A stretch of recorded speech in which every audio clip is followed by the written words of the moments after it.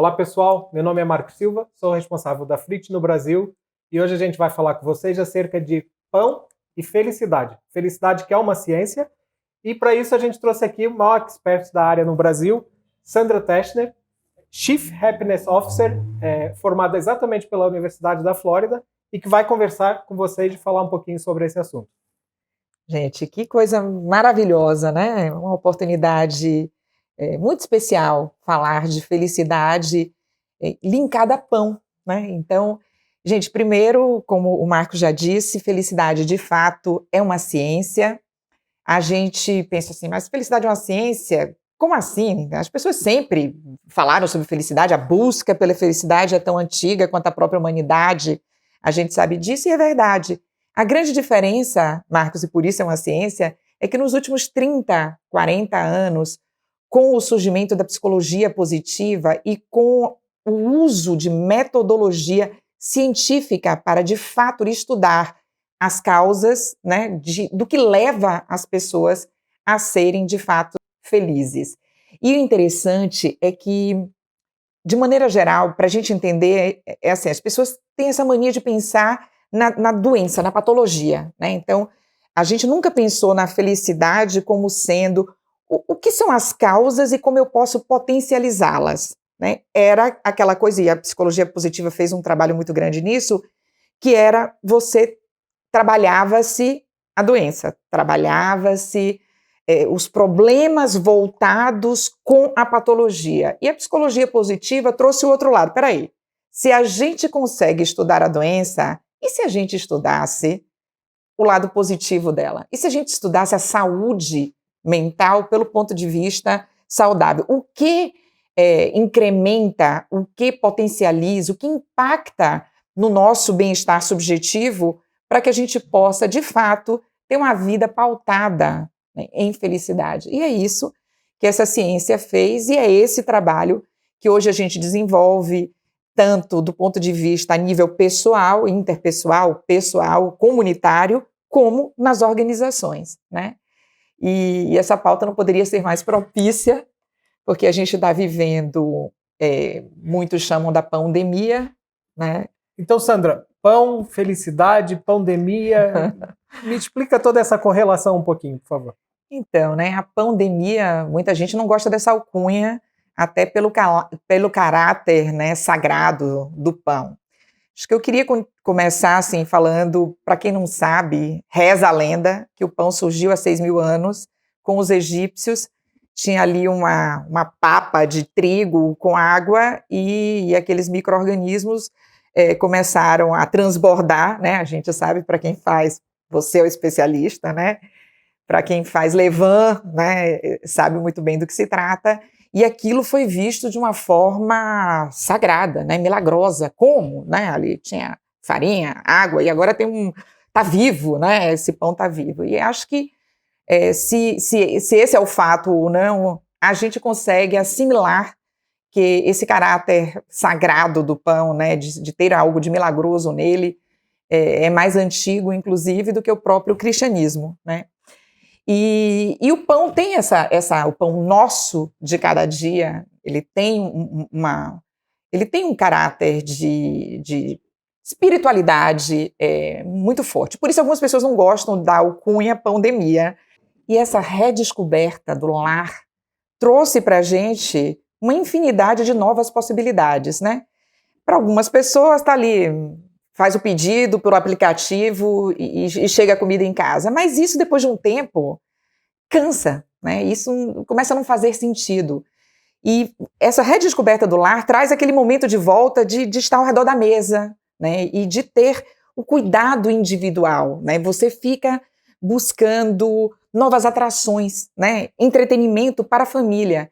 E o pão, ele, principalmente, a gente está falando aqui pão de fermentação natural, ele tem todo um contexto que, se a gente pega o escopo do fazer o pão e itens diretamente correlacionados com evidências científicas do que a gente deve fazer, dos hábitos saudáveis para o dia a dia, para se ter uma vida feliz, a gente encontra muitos pontos em que se tangenciam de fato, né? E Vou dar um exemplo para todo padeiro, eu já ouvi inúmeros vídeos, o tempo é algo de extrema importância. Eu brinco que eu vivencio muito essa questão do pão e eu brinco que que os pães começam a ter nomes, porque é um pão que vive com a pessoa durante 3 dias para poder nascer, tem que botar um apelido nele, né? Ele já nasce,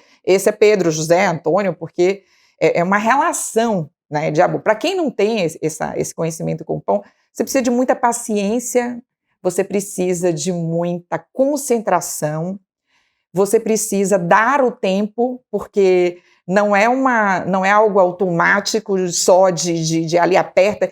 Eu estou falando de processos, obviamente, mais artesanais, em casa, mas o tempo é um elemento extremamente importante nesse processo do pão.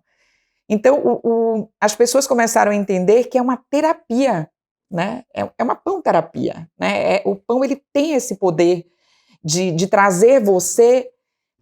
Tá, e agora vai parecer exagero, mas tem algo de meditativo nisso, né? Você está mexendo ali com uma massa. E mais um ponto que tangencia muito claramente o universo da ciência da felicidade é o fato de quando o pão encontra a sua consistência ideal, quando ele está preparado, né, para ir para o forno, ele, na verdade, está num estágio de resiliência. Isso eu aprendi com uma padeira que eu amo, que é a Dil Jaguarivel, do Dil Docilar, que ela me mostrou isso. Sandra, preste atenção, olha, a resiliência, para quem não sabe, é um termo emprestado pela psicologia positiva diretamente da física, que um corpo, quando tensionado, ele volta à posição inicial, e se ele prospera, ele é um corpo resiliente. E isso é o que acontece efetivamente com o pão. Então, eu gosto de dar nas minhas palestras o exemplo, gente, façam pão. Se vocês querem entender a importância da resiliência enquanto atitude de vida, né? Experimentem fazer um pão, esperar, ter a paciência de ver todo aquele processo acontecer, né? Dar o tempo que ele necessita para que a fermentação aconteça da maneira correta. Depois vem uma fase de modelagem, pré-modelagem, né? Primeiro de sova, de modelagem, de pré-modelagem, de modelagem, de manusear, né? Não é à toa que crianças brincam com massa de modelar. Por que as crianças brincam? Por que massa de modelar é algo que tranquiliza? As pessoas devem lembrar, e aqueles que são mais jovens já devem ter visto o filme em formato mais vintage ou clássico, mas Ghost, né, que é um filme dos anos 80, onde a Demi Moore, que era uma artista muito famosa na época, e hoje ainda está aí, uma mulher belíssima, de seus 50 e poucos anos, mas enfim, ela passa ali, ela faz modelagem com terra, né? Então, tudo isso que a gente faz com a mão, né, esse processo de manusear, ele já é muito, muito voltado a ser uma terapia. Só que o pão, ele vai além. Você coloca ele no forno, você vê ele crescer, então você acompanha. Por que ter plantas em casa é um elemento importante na ciência da felicidade?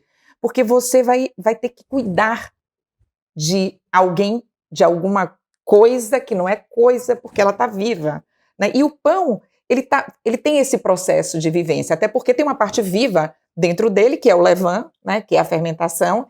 E quando ele está ali, você chegou no forno e ele começa a crescer, é uma experiência, né? É uma experiência de se vivenciar isso daí. Quando você tira, coloca a faca e faz o croque, é mais uma experiência. E o cheiro de pão? O cheiro de pão é diretamente correlacionado, assim como o café. Por sinal, para quem não sabe, o café é a bebida oficial dos felizes, né? Inclusive, tem marcas de café que são patrocinadores do World Happiness Report, né?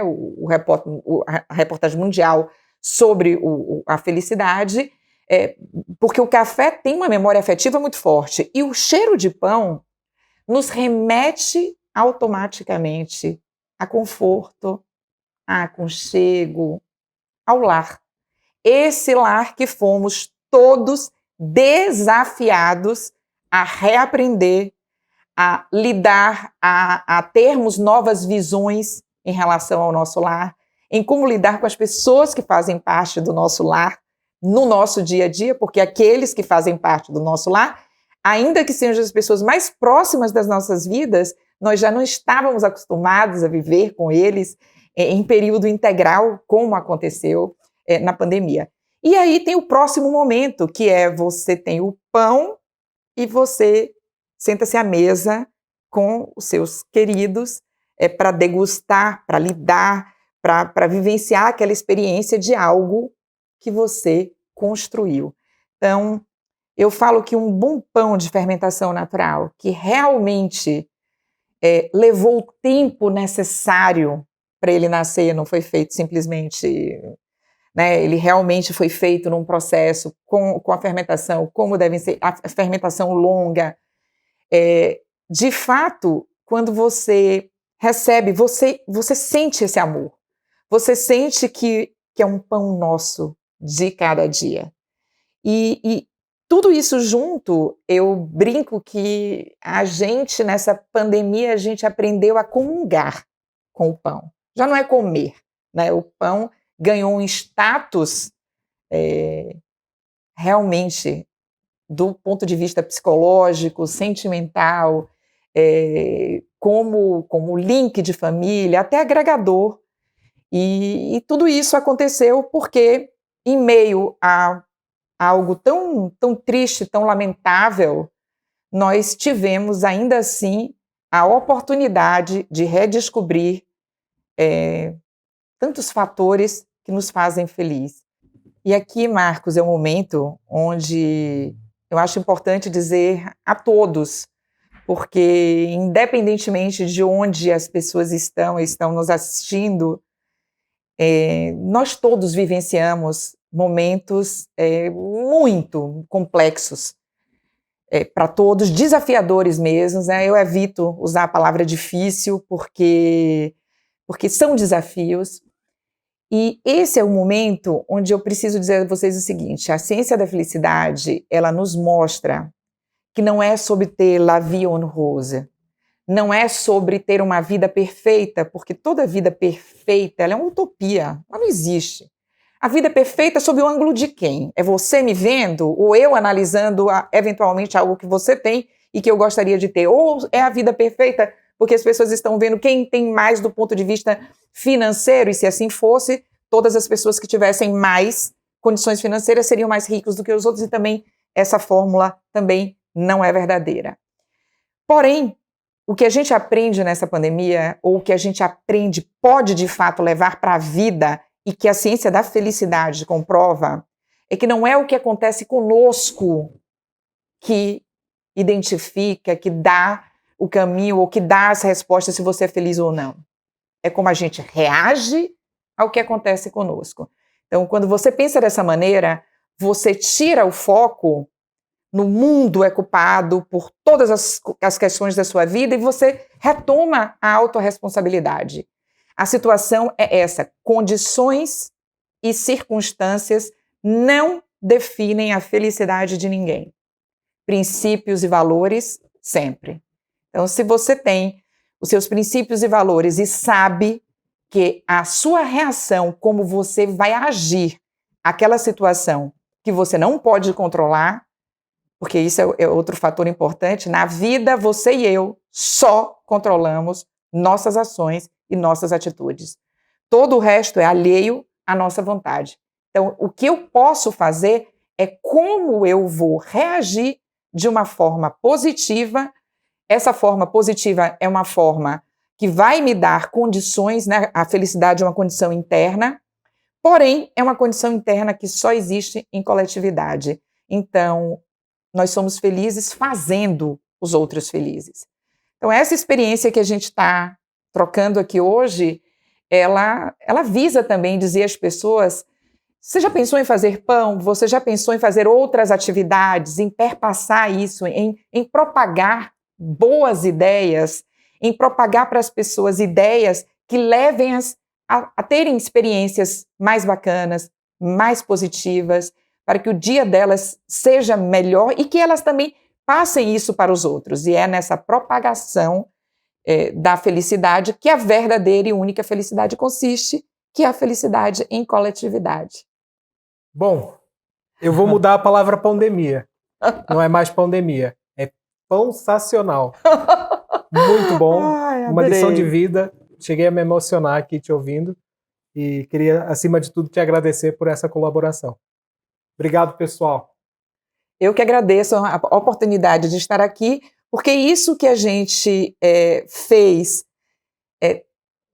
ao redor do pão, né? Foi formatar um pensamento positivo para que as pessoas olhem talvez com outros olhos a próxima vez que elas tiverem um pãozinho na mão, né? É isso. Muito obrigada também, gente.